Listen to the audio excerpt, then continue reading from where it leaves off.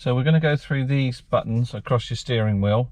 What we need to do is first start the car up. So while I think of it, your bonnet release catch is down by your accelerator pedal. And to start the car up, we put our foot on the brake and we press the little button because that light's gone green, and we literally just press it and it will come on by itself. That will light up our screen here, and we can change. So we're looking at the screen. We've got our speedo to the right, our rev counter to the left, and then we've got an LCD screen in the middle which will give us lots of different information. It tells us our handbrake is on with the red light over to the right hand side. Looking at the center screen, down the bottom going left to right will be engine temperature, then P shows you which gear we're in. To the right hand side we've got how much fuel is in the vehicle, and also the temperature outside, time of day, and the actual miles the car's done, just to the right hand side. Now we can adjust what goes on in that center screen by pressing this button here. This button will change the little blue line going across the top. So we've now moved into the next screen, which shows you a little car in between two lines and is telling us that the lane warning device is switched off. If we press that one, it's now on standby, so it's now working. I'll switch it off again. Pressing that button again, we move through. It's now telling us what radio station we're listening to. Moving to the next one, there's a series of navigational things. So when we've got the sat nav on, it will give you different bits and pieces.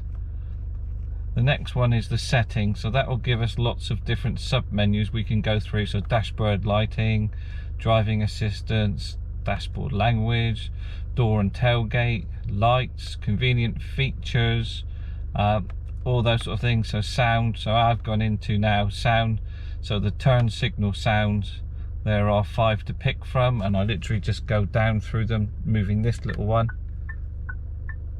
and I move it down again, and hopefully you can hear the different sounds.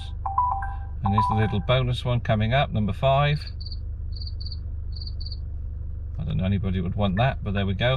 So I'm going to leave it on sound 1 and then go back. So then you've got the volume for your sound, your parking assist sounds, how loud you want the parking assist to be, your lane departure warning sound, your blind spot recognition sound, welcome and goodbye sound, which is switched off, so every time you get in the car it plays a little tune.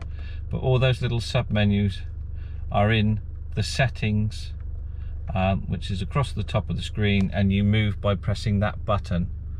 To go in any of the sub menus, you move that down, and then to actually enter the one you're going to, you actually press that button in, and that will get you through there. And then the first one will give you your driving range, so there's 60 miles left at the moment. We'll pop some fuel in.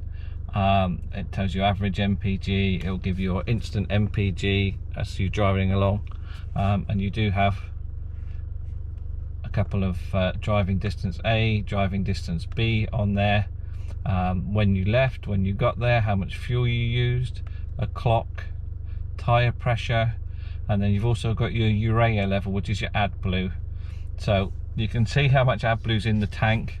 The car will tell you when you're about 2,500 miles left of AdBlue, and it will tell you again when you're about 1,200 miles, I believe, telling you need to put some in, and then it will give you a final warning when you get down to about 500 miles. So generally looking between a year and 18 months before you have to put any in.